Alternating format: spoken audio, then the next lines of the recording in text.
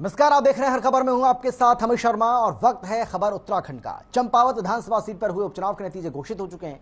तो वहीं मुख्यमंत्री पुष्कर सिंह धामी ने 55,000 वोटों से जीत हासिल की है, जो प्रदेश में अब तक की सबसे बड़ी जीत है। उपचुनाव में मिली जीत के बाद प्रधानमंत्री नरेंद्र मोदी ने सीएम पुष्कर सिंह धामी को बधाई दी है। वहीं धामी के सामने कांग्रेस प्रदेश अध्यक्ष निर्मला गहतोड़ी सहित सभी प्रत्याशियों की जमानत जब्त हो गई। पीएम मोदी ने कहा कि उत्तराखंड के गतिशील मुख्यमंत्री को चंपावत से रिकॉर्ड जीत दिलाने के लिए बधाई। साथ ही धामी की जीत का जश्न बीजेपी मुख्यालय में भी देखने को मिला। इस मौके पर बीजेपी के प्रदेश अध्यक्ष मदन कौशिक, प्रदेश महामंत्री संगठन अजय कुमार, प्रदेश महामंत्री कुलदीप कुमार, इसके साथ ही सुरेश भट्ट और कैबिनेट मंत्री गणेश जोशी ढोल नगाड़ों की थाप पर जश्न मनाते नजर आए।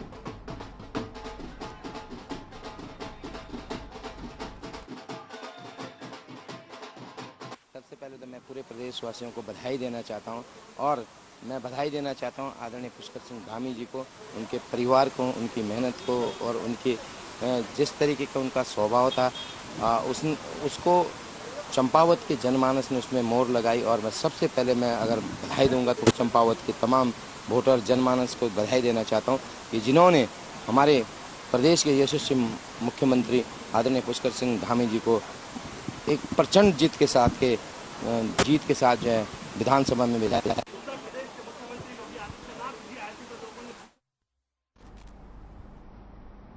वहीं चंपावत उपचुनाव में जीत की घोषणा के बाद मुख्यमंत्री पुष्कर सिंह धामी चंपावत पहुंचे, जहां बीजेपी कार्यकर्ताओं ने फूल माला पहनाकर उनका स्वागत किया। इस मौके पर मुख्यमंत्री पुष्कर सिंह धामी ने अपनी पत्नी गीता धामी और चंपावत के पूर्व विधायक कैलाश गहतोड़ी के गोइलजू देवता के मंदिर पहुंचकर आशीर्वाद लिया। इसके बाद रिटर्निंग ऑफिसर नरेंद्र सिंह भंडारी से निर्वाचन प्रमाण पत्र भी हासिल किया। मुख्यमंत्री पुष्कर सिंह धामी ने चंपावत विधानसभा सीट की जीत के लिए चंपावत की जनता और बीजेपी कार्यकर्ताओं का आभार जताया। सीएम धामी ने कहा है कि आज का दिन पूरे प्रदेश के लिए ऐतिहासिक दिन है। साथ ही उन्होंने बताया कि चंपावत जिले को भारत के मानचित्र में शामिल किया जाएगा।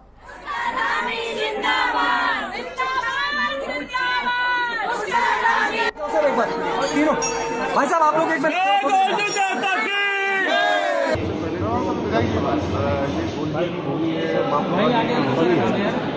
और यहाँ के सभी महान हमारे मतदाता हैं, भाई बहन, बड़े बुजुर्ग हैं, माताएं बहनें हैं, नौजवान नीचे कर भाई, उन्होंने बढ़ चढ़ कर मतदान किया और एक इतिहास बनाने का काम किया है चंपावत की भूमि। मैं उन सभी का हृदय की गहराइयों से उनका धन्यवाद करता हूँ और हमारे देश के यशस्वी प्रधानमंत्री नरेंद्र मोदी जी का धन्यवाद करता हूँ।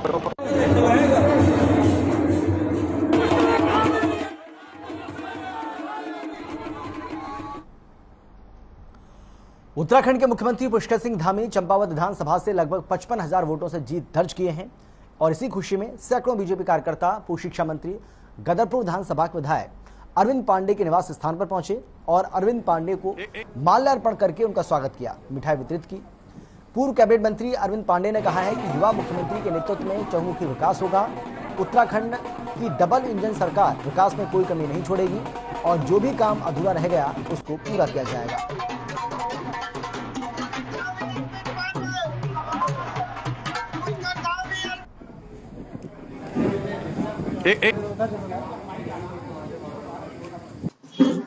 उपचुनाव जो चंपावत का हुआ है, मैं इस चुनाव के लिए सबसे पहले चंपावत की विधानसभा की महान जनता को मैं धन्यवाद दूंगा और उनको बधाई दूंगा, क्योंकि चंपावत की जनता ने भारतीय जनता पार्टी की रीति नीति को, देश के प्रधानमंत्री मोदी जी जो नए हिंदुस्तान के निर्माण के लिए अभियान चला रखा उन्होंने, और उसी अभियान को हमारी से प्रदेश के यशस्वी मुख्यमंत्री पुष्कर सिंह धामी ने आगे बढ़ाया है।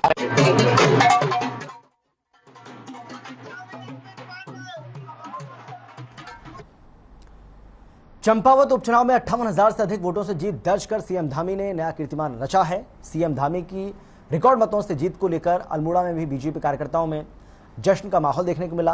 पहली बार कांग्रेस की जमानत जब्त हुई है। उपचुनाव में मिली जीत के लिए प्रधानमंत्री नरेंद्र मोदी और यूपी के सीएम योगी आदित्यनाथ ने सीएम पुष्कर सिंह धामी को बधाई दी है।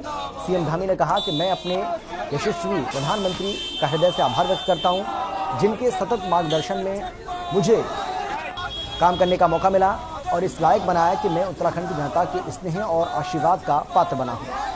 प्रधानमंत्री नरेंद्र मोदी की सेवा, साधना और तपस्या हम सभी के लिए आदर्श का एक मानक बन चुकी है। ये एक ऐसा मानक है जिसकी ओर बढ़ते हुए हम खुद को निखारते हैं।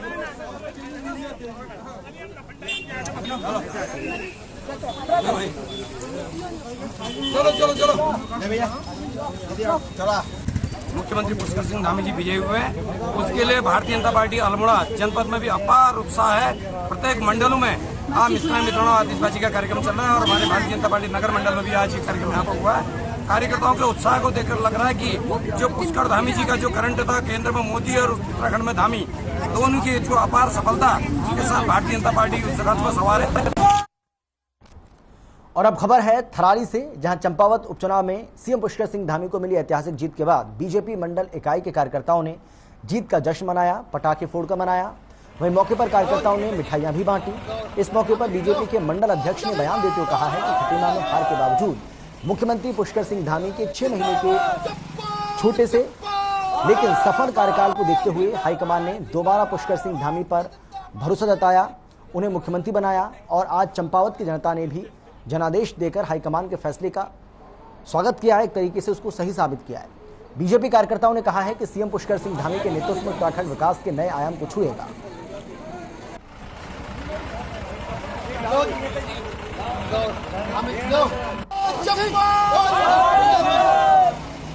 जीत को पहले तो हम चंपावत की सम्रांत जनता को का धन्यवाद करते हैं कि उन्होंने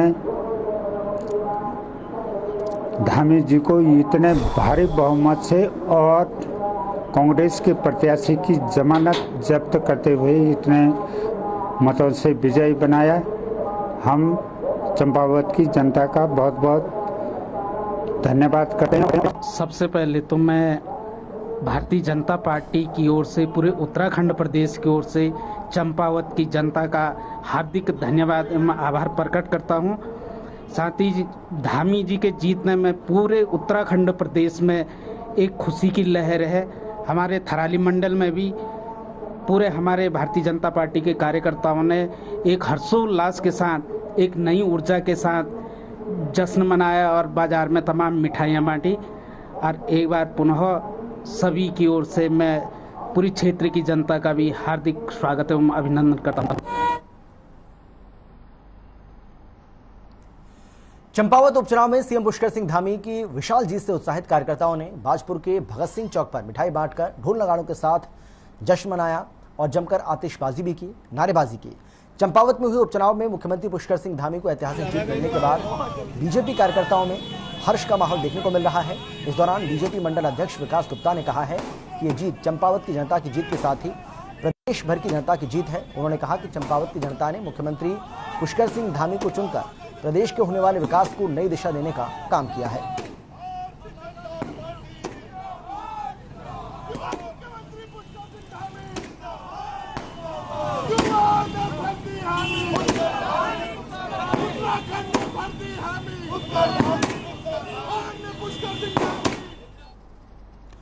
जहां देश भर में भ्रष्टाचार की रोकथाम करने के लिए एक बड़ी मुहिम चलाई जा रही है, वहीं उत्तराखंड में भी इस कार्रवाई को अमली जामा पहनाया जा रहा है, जिसके तहत ऊधम सिंह नगर की नगर पंचायत सुल्तानपुर पट्टी में विजिलेंस की टीम ने छापा मारकर नगर पंचायत के वरिष्ठ लिपिक देवनाथ मिश्रा को 26,000 रुपए की रिश्वत देते रंगे हाथों दबोच लिया।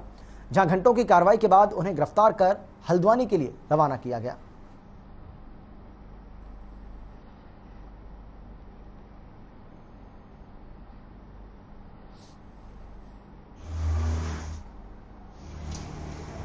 ये नगर पंचायत सुल्तानपुर पट्टी जो है उसमें एक हेड क्लर्क है, उनके खिलाफ हमारे पास एक शिकायत आई थी कि इन्होंने एक शमशाद नाम का व्यक्ति है, उसके बिल पास करने के एवज में उससे 30,000 रुपये मांगे। और हालांकि जो हमारे शिकायतकर्ता उनके द्वारा कुछ पैसा उनको दिया गया, लेकिन जो बाकी शेष धनराशि थी वो नहीं देने के कारण उन्होंने उनका काम अटका दिया। तो विजिलेंस के पास आए, हमने इस मामले में जाँच की और जाँच करने पर पाया गया कि जो शिकायतकर्ता द्वारा आरोप लगाए गए हैं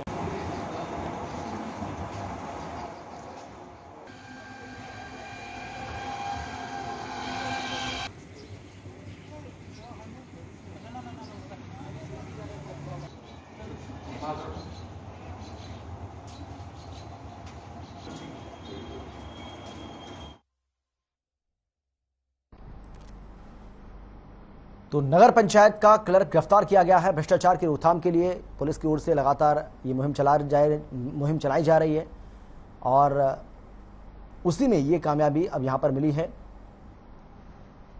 बताया जा रहा है कि रिश्वत की मांग की गई थी और इसी के चलते अब इसकी गिरफ्तारी हुई है।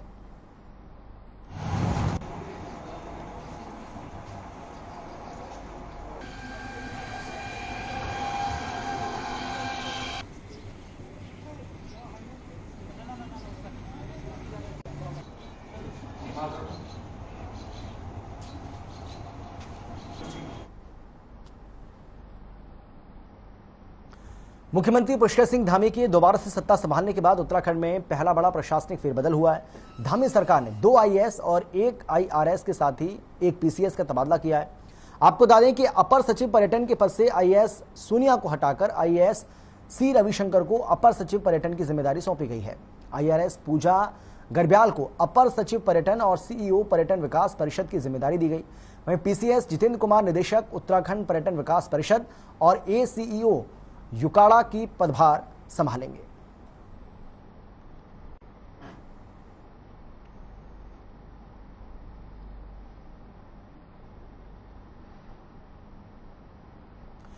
गुरुवार को उत्तराखंड के दूरगामी क्षेत्रों के गांव में रहने वाले युवाओं को उत्तराखंड की कौशल विकास योजनाओं को लेकर जागरूक करने के उद्देश्य से कौशल रथों को रवाना किया गया। आपको बता दें कि कौशल विकास मंत्री सौरभ बहुगुणा ने झंडी दिखाकर इन रथों को रवाना किया। ये रथ उत्तराखंड के सीमांत और दूरस्थ गांव में भ्रमण करेंगे और युवाओं को कौशल विकास विभाग की योजनाओं को लेकर जागरूक भी करेंगे। कौशल विकास मंत्री सौरभ बहुगुणा ने बताया कि विभाग का उद्देश्य केवल खानापूर्ति के लिए स्किल डेवलपमेंट प्रोग्राम नहीं चलाना चाह रहे हैं, बल्कि demand based skill development program चलाकर इसे रोजगार से जोड़ने का काम भी कर रहे हैं।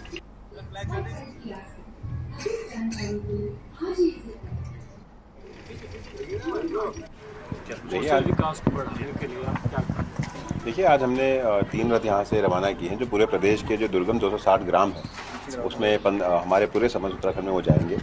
हमारी सरकार का मकसद युवाओं को रोजगार से जोड़ना है और उनको आत्मनिर्भर बनाना है और उसी परिप्रेक्ष्य में आज हमने ये रथ लॉन्च किए जो हमारे विभागों की सभी स्कीमों के बारे में लोगों को अवेयर करेंगे, युवाओं को बताएंगे, युवाओं को गाँव जाके उनको जोड़ने की कोशिश करेंगे। और एक कोशिश है हमारी कि जो दुर्गस्थ क्षेत्र हैं, जो दूर क्षेत्र है और जो हमारे दुर्गम क्षेत्र है वहाँ तक ये रथ पहुँचे, वहाँ के युवाओं को हमारे डिपार्टमेंट्स की स्कीम के बारे में, केंद्र सरकार की स्कीम के बारे में पता चले और वो आईटीआई में अपने आप को रजिस्टर कराएं, आईटीआई में अपने आप को स्किल करा सकें और उनको कहीं ना कहीं हम रोजगार से जोड़ सकें।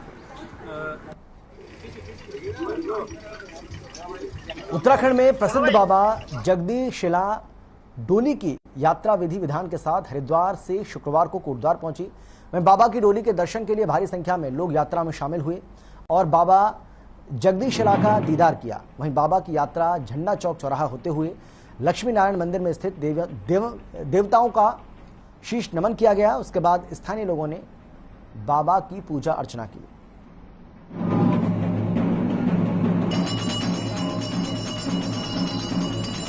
देखिए विश्वनाथ जगदीशिला डोली इस वर्ष 23वें वर्ष में उत्तराखंड भ्रमण पर निकली है और 11 मई से हरिद्वार से चली है। हरिद्वार, काशी, पौड़ी, टिहरी, बागेश्वर, चंपावत, अल्मोड़ा, श्रीनगर होते हुए और आज यहाँ पर कोटद्वार में पहुंचे। इस डोली का उद्देश्य विश्व में शांति का पहला उद्देश्य है। दूसरा उद्देश्य है जो हमारी देव संस्कृति है, चाहे वो किसी भी धर्म के हैं, किसी भी संप्रदाय के हैं, किसी भी पंथ के हैं, उनकी अपनी देव संस्कृतियाँ वो जिंदा रहना चाहिए। तो दूसरा उद्देश्य है वो हमारे 4 धाम में सुरक्षित हैं। उसके अलावा भी पूरे उत्तराखंड में बहुत सारी ऐसी शक्तिपीठ हैं जिनके बारे में लोगों को पता नहीं है। तो 4 धाम के अलावा 1000 धाम यहाँ पर स्थापित हैं। इसी उद्देश्य में ये यात्रा पूरे उत्तराखंड में शुरुआत हो गई है और 10,500 किलोमीटर की इसकी यात्रा परिक्रमा हुई है और ये पूरे 30 दिन की यात्रा है। उनका दशहरा के दिन गुरुवार को कश्मीर के शोपियां में उत्तराखंड का एक जवान दुश्मनों से लोहा लेते हुए शहीद हो गया, जबकि 2 अन्य सैन्यकर्मी घायल हो गए। खबर मिलने के बाद जम्मू में शहीद हुए पांडोली गांव निवासी प्रवीण सिंह के गांव में कोहराम मच गया। उत्तराखंड के जवान के बलिदान पर मुख्यमंत्री पुष्कर सिंह धामी ने संवेदना व्यक्त की है।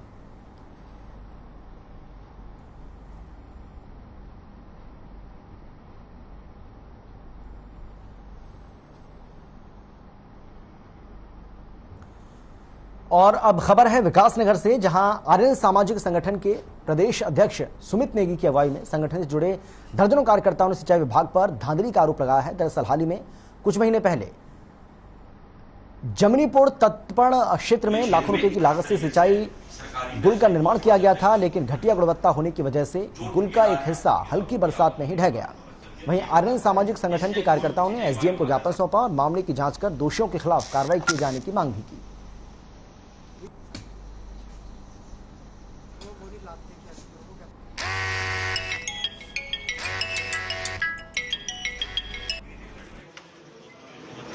हमें वहीं के कुछ लोगों ने कल बताया था कि वहाँ पे गूल बनी है और वो गूल इस प्रकार की बनी है कि वो पहली बारिश, अभी बरसात भी शुरू नहीं हुई और पहले ही समझ लीजिए प्री मानसून की बारिश में वो पूरा का पूरी दीवार जो है क्षतिग्रस्त हो गया है। अगर वो बनाने इस प्रकार था तो मुझे लगता है वो कच्ची गूल ही ठीक थी, जिसको लोग भी खुद ठीक कर लिया करते थे। अब आप आज स्थिति ऐसी बन गई है कि जितनी भी वहाँ गूल बनी है, मैं सिर्फ जमनीपुर तटपड़ की बात नहीं कर रहा हूँ, मैं और जगह की बात कर रहा हूँ, लेकिन मामला भी यहाँ का संज्ञान में आया और जगह का भी आएगा, उसमें भी हम आंदोलन करेंगे। जितने अधिकारी हैं, जितने ठेकेदार सम्मिलित हैं, उनके खिलाफ कार्रवाई की जाएगी। उत्तराखंड में लगातार लंबे समय से युवा पीढ़ी मोटरसाइकिल में मॉडिफाइड साइलेंसर लगाकर कानून तोड़ रही है, जिसे देखते हुए उत्तराखंड पुलिस ने मॉडिफाइड साइलेंसर के खिलाफ अभियान चलाया है। इस अभियान के तहत जनपद देहरादून में पुलिस ने 461 ऐसे वाहन चालकों के खिलाफ कार्रवाई की है, जिसमें 57 वाहनों को जब्त किया है, जिनसे लगभग 15,300,000 रुपए का शुल्क भी वसूला। इतना ही नहीं, इस कार्रवाई में 105 वाहनों से साइलेंसर उतरवाकर यातायात कार्यालय में उसे नष्ट किया गया। साथ ही पुलिस अधीक्षक ने अपील की है कि कंपनी की ओर से दिए गए साइलेंसर का ही प्रयोग करें। यदि कोई वाहन चालक मॉडिफाइड साइलेंसर लगवाकर वाहन चलाता है तो उसके खिलाफ कार्रवाई की जाएगी।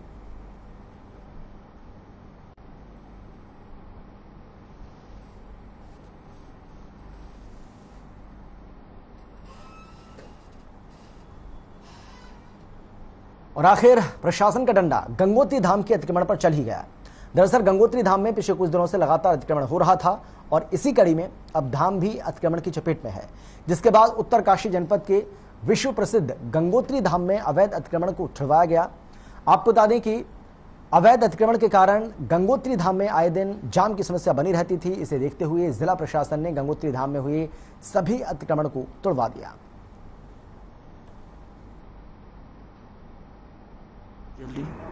पता नहीं कहां से आज जो व्यापारियों द्वारा यहाँ पे कल धरने की चेतावनी दी गई थी, क्योंकि यहाँ पर पार्किंग के स्थान पे ये ढाबे, मकाई वाले, माला वाले पूरी गंदगी करके रखी हुई थी। इसके लिए सरकार का धन्यवाद कि उन्होंने एक्शन लिया और आगे भविष्य में भी हम आशा करेंगे कि ऐसा कभी ना हो। यहाँ पर जो अतिक्रमण चल रहा था, ये आज व्यापार मंडल और पुरोहितों ने और नगर पालिका ने नगर पंचायत गंगोत्री ने हमारा साथ दिया और ये अतिक्रमण हटा दिया गया है।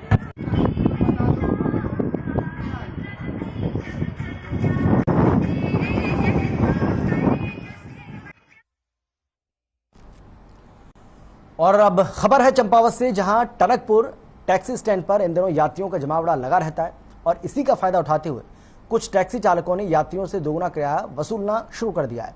आपको बता दें कि टनकपुर से चंपावत का टैक्सी ऑल्टो में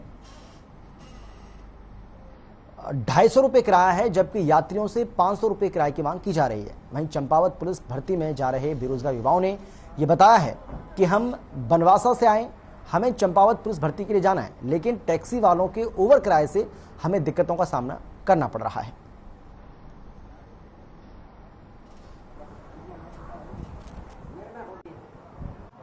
कितना मांग रहे हैं? 500। कहाँ से कहाँ के लिए जा रहे हो आप लोग? चंपावत। किस काम के लिए जा रहे हो? भर्ती के लिए।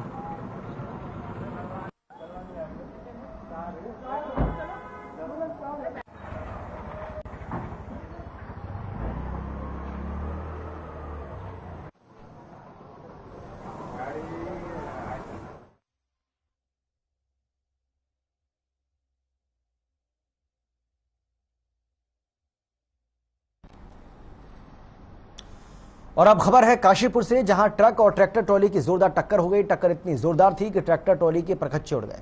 ट्रक भी पूरी तरह से क्षतिग्रस्त हो गया। ट्रैक्टर में सवार 21 लोगों में से 4 की दर्दनाक मौत हो गई, जबकि 14 लोग गंभीर रूप से घायल हो गए। मामले का संज्ञान लेते हुए मुरादाबाद जिले के जिलाधिकारी शैलेश कुमार सिंह ने पुलिस फोर्स के साथ मौके का मुआयना किया और घायलों को काशीपुर के एक निजी अस्पताल में भर्ती कराया, जहां सभी घायलों का इलाज चल रहा है। साथ ही जिलाधिकारी ने कहा है कि घटना की जांच की जाएगी।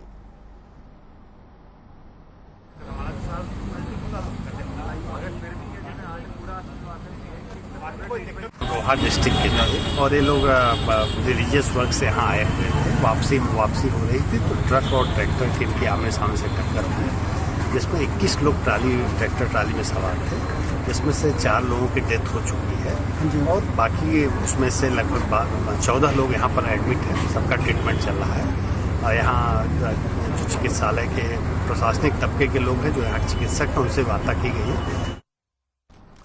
और अब खबर है ऋषिकेश से, जहां ग्रामीण इलाकों में हाथी की दहशत कम होने का नाम नहीं ले रही है। दरअसल गुरुवार की सुबह चोपड़ा फार्म में एक दांत वाले हाथी को देखकर पूरे इलाके में हलचल मच गई। लोग अपनी जान बचाने के लिए इधर उधर भागने लगे।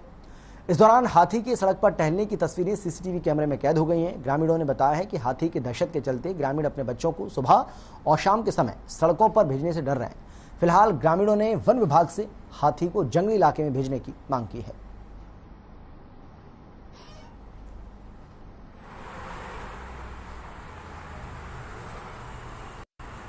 ये तस्वीर आपको हम दिखा रहे हैं, ऋषिकेश की ये तस्वीर आप देख रहे हैं, जहां पर एक हाथी के ग्रामीण इलाके में आने से दहशत का माहौल बन गया। इस हाथी की तस्वीरें सीसीटीवी कैमरे में कैद हो गई हैं और लोगों का यह कहना है कि इस हाथी के डर के चलते लोगों में हड़कंप मचा हुआ है और लोग अपने बच्चों को अब घर के बाहर भेजने में काफी डर रहे हैं।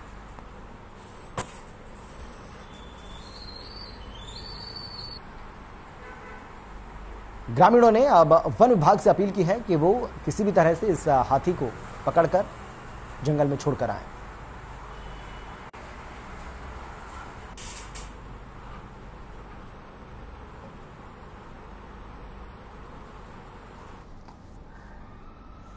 सरोवर नगरी नैनीताल और उसके आसपास के इलाकों में अचानक मौसम ने करवट बदली है। तेज हवाओं के साथ बारिश और ओलावृष्टि हुई, जिसके चलते तापमान में भारी गिरावट आई है। आपको बता दें कि रोज की तरह मौसम साफ था। लगभग 2 बजे के बाद आसपास आसमान में घने बादलों के साथ ही जोरदार बारिश और ओलावृष्टि होने लगी। इससे पहले पर्यटक नौका विहार का लुत्फ भी उठा रहे थे। आनंद फानन में नाव चालकों ने नाव को साइड लगाया। पर्यटक ओलावृष्टि के चलते बचते नजर आए। मूसलाधार बारिश और ओलावृष्टि से नालियों का गंदा पानी सड़कों पर आ गया।